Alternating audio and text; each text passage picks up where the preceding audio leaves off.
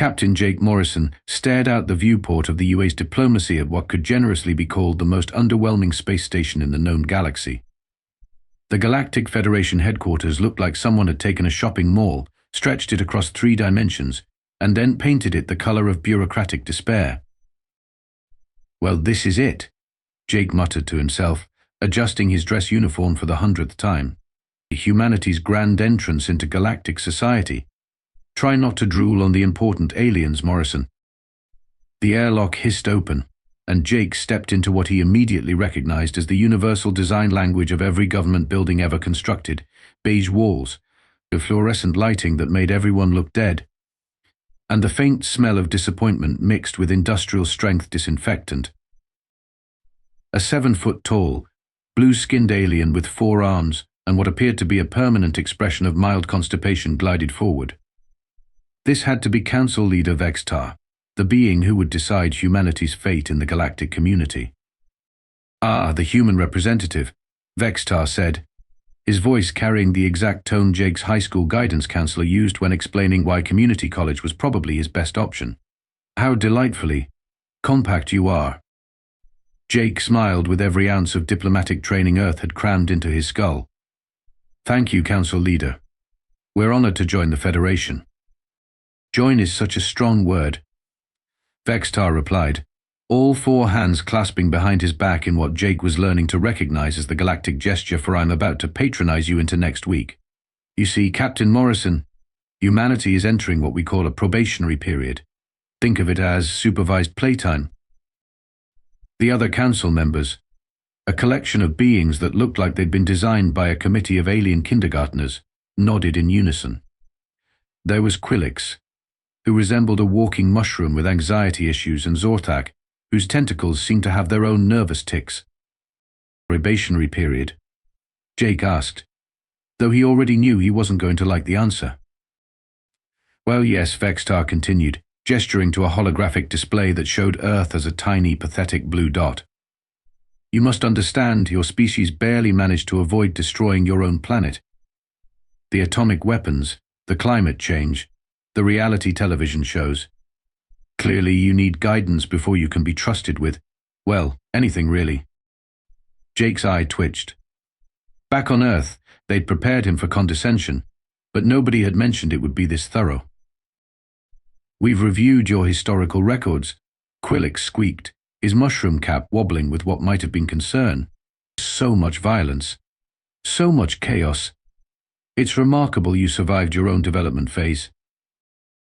"Indeed," Zorthak added, his tentacles writhing in what Jake was pretty sure was supposed to be sympathy. "Most species your age have achieved peaceful coexistence by now. You're quite behind the curve." Jake nodded along, maintaining his diplomatic smile while internally composing increasingly creative insults.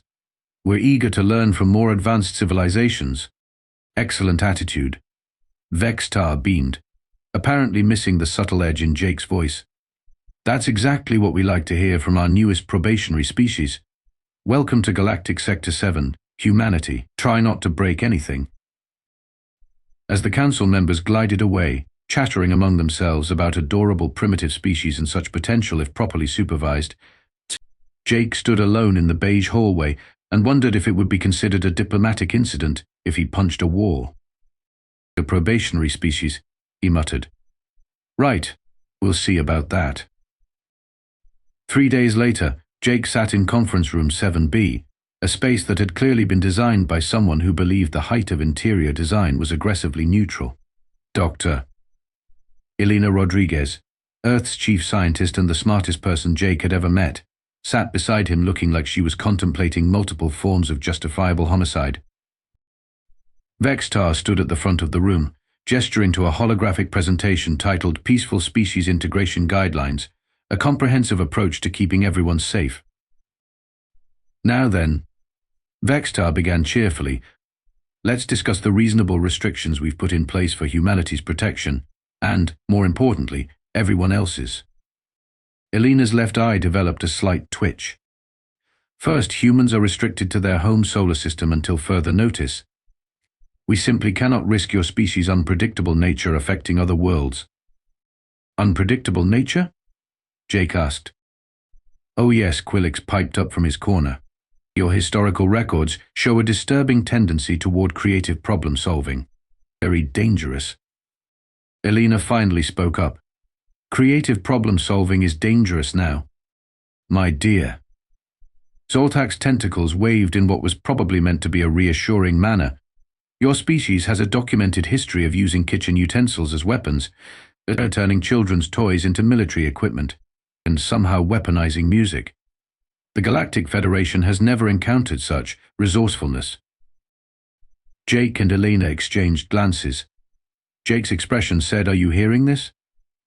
Elena's expression said, "I'm calculating how many ways I could kill them with this pen."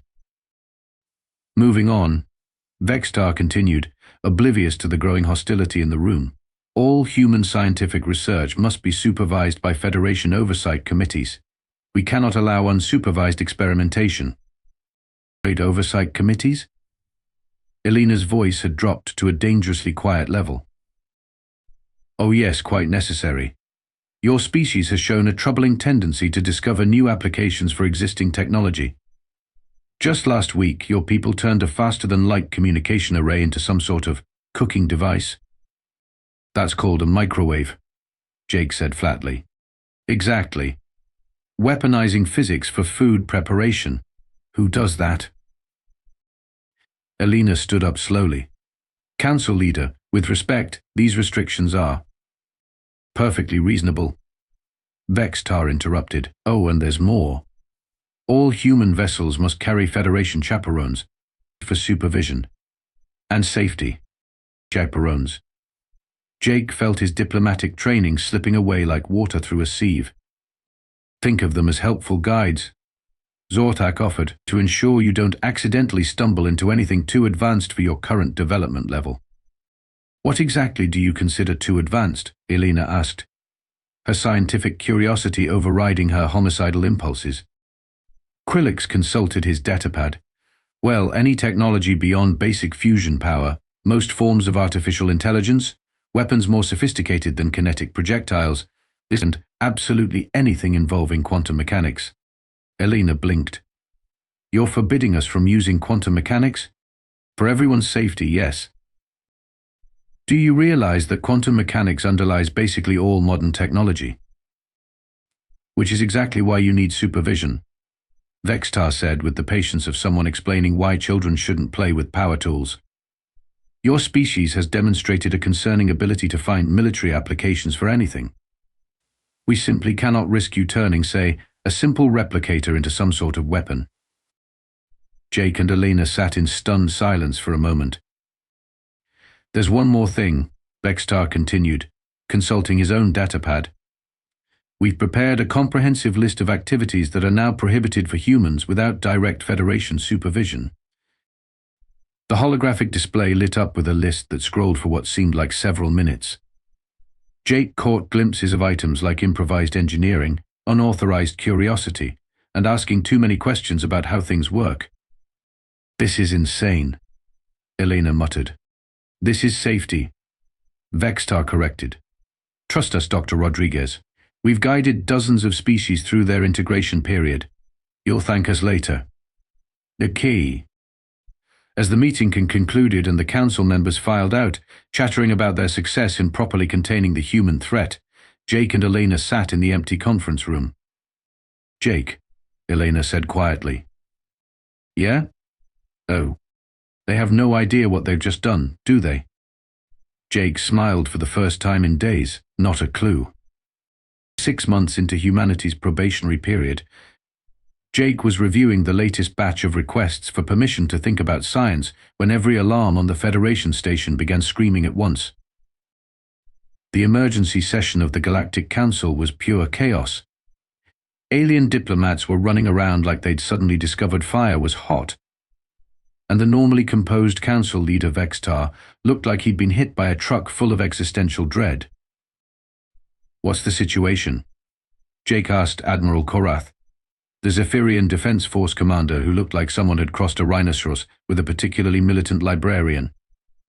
Korath barely glanced at him. Nothing that concerns probationary species human. This is a matter for actual civilizations. Right, but since we're all in the same galaxy, maybe. The Devourers have returned, Vextar announced, his voice carrying across the chaos like a funeral bell. The room went dead silent. Jake had never heard of the Devourers, but judging by the way every alien in the room had suddenly developed the complexion of wet concrete, this was bad news. The Devourers, Jake whispered to Elena, who had joined him for the emergency session. Ancient machine intelligence, she whispered back. I read about them in the restricted files. They've been dormant for about 10,000 years, but when they're active, they systematically consume entire star systems, convert all matter into more of themselves. That sounds suboptimal. That's one way to put it. Admiral Korath was addressing the council now, his voice grim. Long-range sensors confirm it. 3 Devourer hive ships have been detected in the outer rim. The Kepler system is already gone. 30 billion lives, consumed in less than 6 hours. Jake felt his stomach drop. 30 billion? The Devourers don't take prisoners, Quillix squeaked, his mushroom cap trembling. They don't negotiate. They simply arrive, consume everything, and move on. It's what they were designed to do. Vextar was pulling up tactical displays, showing the inexorable advance of 3 massive, geometric shapes that looked like someone had given a math equation the ability to hate everything. We need to evacuate the core systems, Zorthak suggested, his tentacles writhing nervously. And to where? Korath snapped. They consumed 1,000 civilizations before they went dormant. They know every hiding place, every defensive strategy. The only reason anyone survived last time was because they simply stopped. Jake raised his hand. Excuse me. Not now, human, Korath growled. But if you need additional military resources. You want military resources? Korath actually laughed, though there was no humor in it. Your species has barely mastered controlled fusion. What could you possibly contribute against enemies that treat physics like a suggestion? Elena stood up. We could help with research, maybe find a weakness. Doctor, Vextar said with strained patience, your people are prohibited from advanced research for good reason. This situation requires sophisticated technology and mature strategic thinking. Perhaps it would be best if you returned to Earth and prepared your population for evacuation. Evacuation to where? Jake asked. Nobody answered. Over the next 3 days, Jake watched the Federation's response to galactic annihilation with a mixture of horror and fascination. They formed committees. They held emergency sessions about forming committees. They appointed subcommittees to review the committee appointments. Meanwhile, the Devourers consumed the Kepler system, the Arcturus colony, and 3 more star systems Jake couldn't pronounce. 60 billion dead, Elena reported grimly, looking up from her unauthorized access to Federation casualty reports.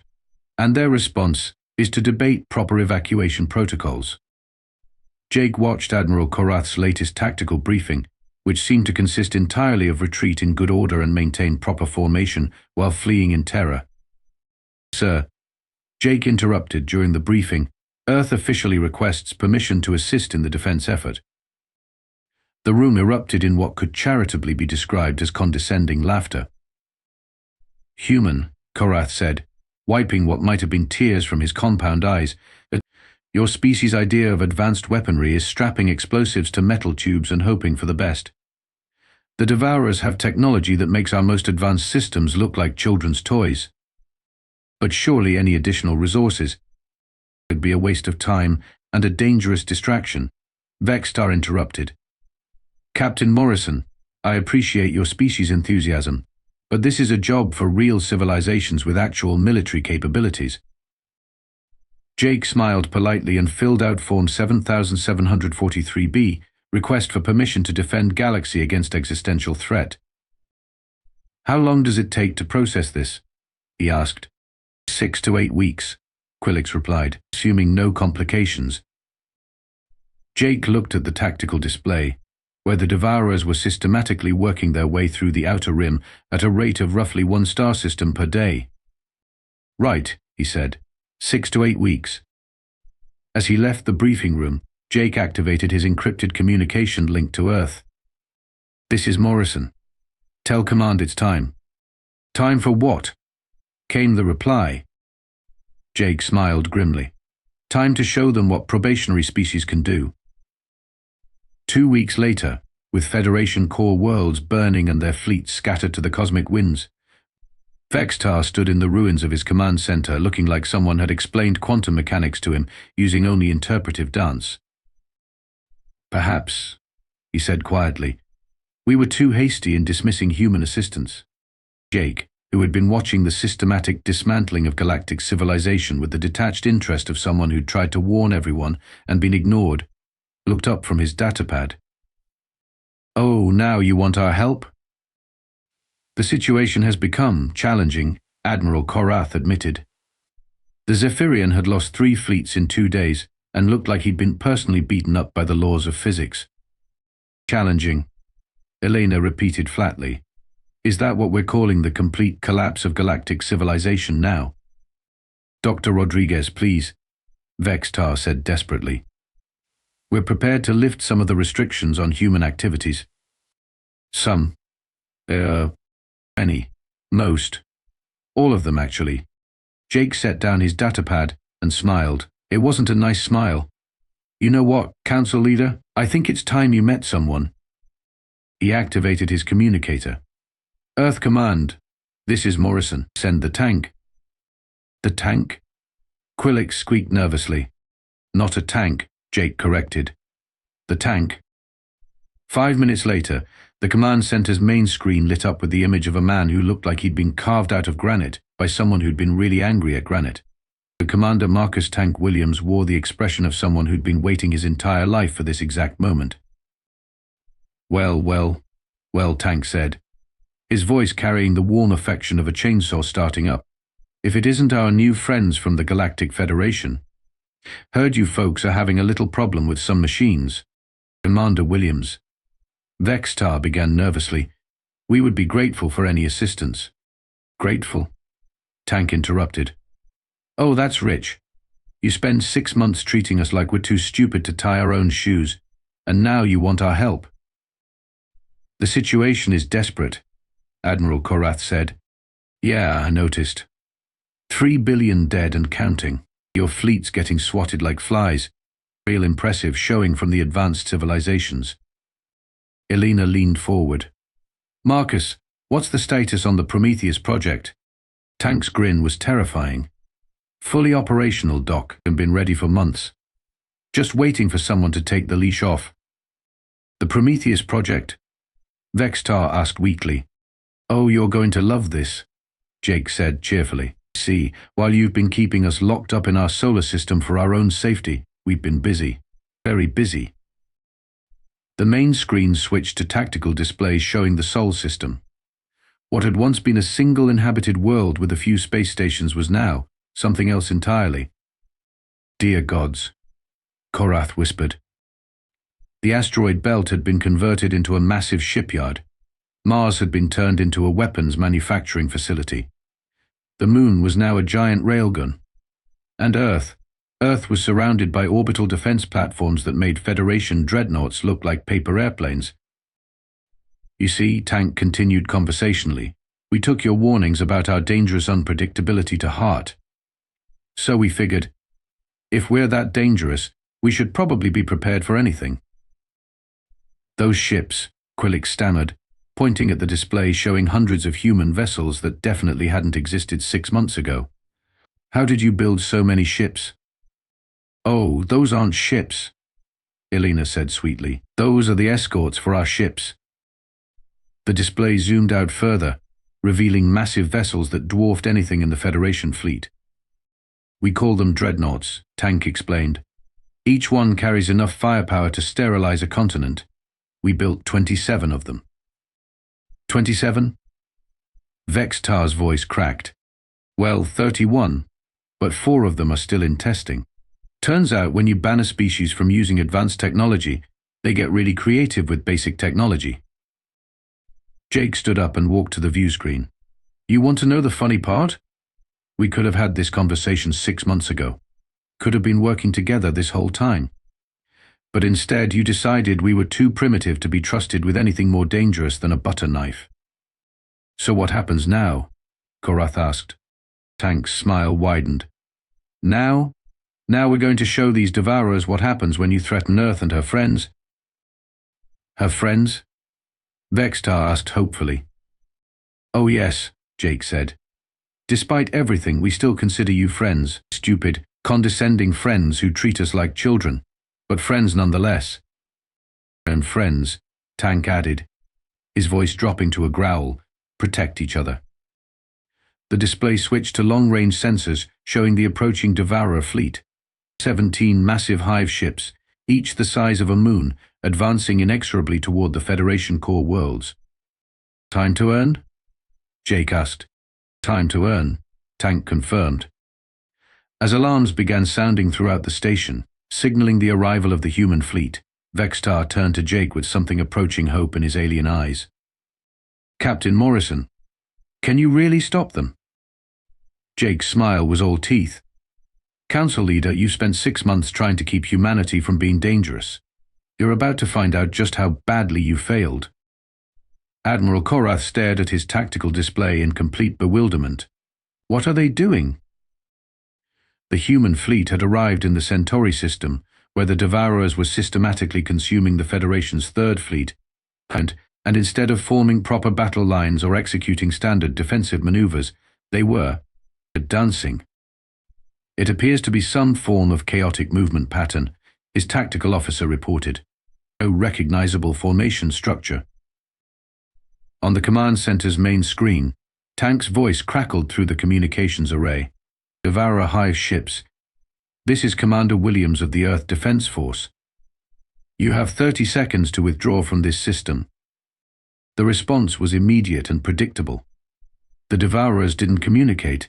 They simply began targeting the human ships with weapons that bent reality in uncomfortable directions. They're firing. Quillix squeaked unnecessarily. Jake watched as beams of pure entropy lanced out toward the human vessels, weapons that had annihilated 1,000 civilizations by simply unmaking anything they touched. The human ships dodged. Not with elegant grace or sophisticated defensive systems, but by jerking around like caffeinated squirrels. Ships twisted in directions that made no tactical sense, spun in patterns that violated basic physics, and somehow managed to avoid weapons that were supposed to be impossible to evade. How are they doing that? Korath demanded. Controlled insanity, Elena said admiringly. They're not following any predictable pattern because there isn't one, or random movement. That's not a real strategy. Tell that to the Devourers. The ancient machine intelligence was clearly having the same problem as Admiral Korath.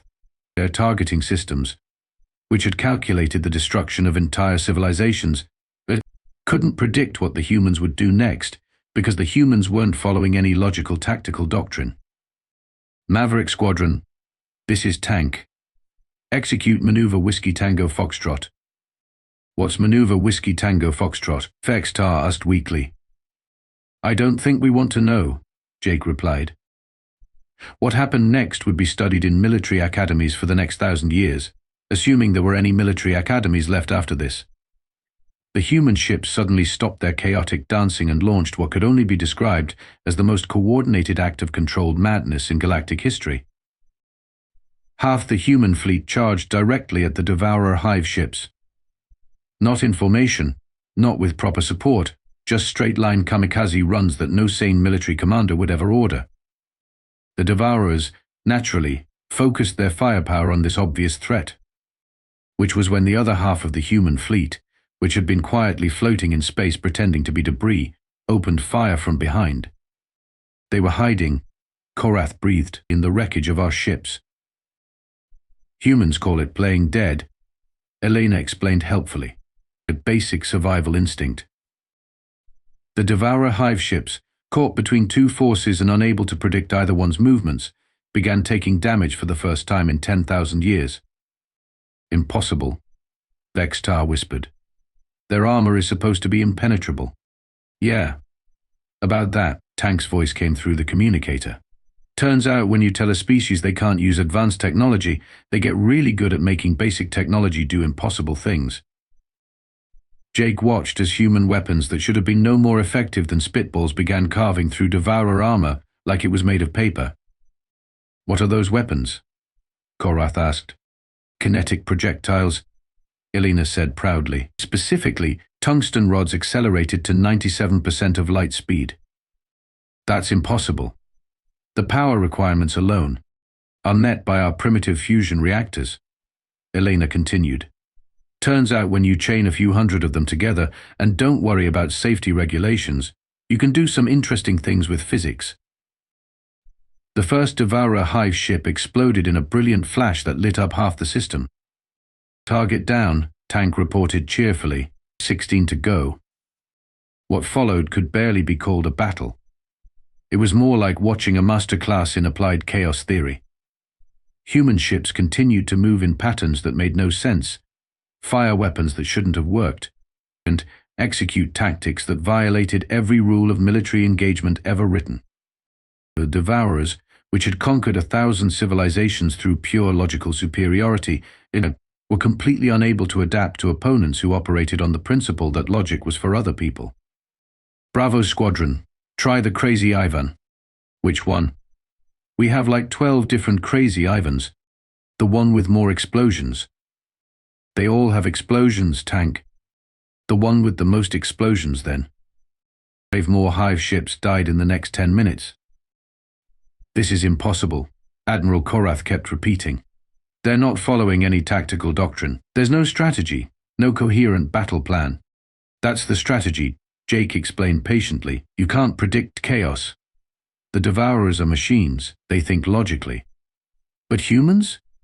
We're really, really good at being illogical." The last Devourer hive ship, apparently recognizing that it was facing something completely outside its experience, attempted to retreat. "Oh no, you don't," Tank growled. "Charlie Squadron, execute the full Monty." "The full Monty?" Elena asked. "I named it myself," Tank said proudly. "Watch this." Every human ship in the system suddenly accelerated toward the fleeing hive ship. Not firing weapons, but simply ramming it at significant fractions of light speed, while screaming what sounded like ancient war cries. The explosion was visible from 3 star systems away. In the sudden silence that followed, with 17 Devourer hive ships reduced to cosmic dust and the human fleet somehow mostly intact, despite their completely insane tactics, Admiral Korath turned to Jake with something approaching reverence. "How?" he whispered. Jake shrugged. "You spent 6 months telling us we were too dangerous and unpredictable to be trusted with anything important. Turns out you were absolutely right." 3 months after the Battle of Centauri, Jake sat in the newly renovated Federation headquarters, which now featured significantly less beige and significantly more human-friendly accommodations. The changes were subtle but telling. The lighting didn't make everyone look dead. The chairs were actually comfortable. And someone had installed what appeared to be a coffee machine in every conference room. More importantly, the Galactic Council had been restructured.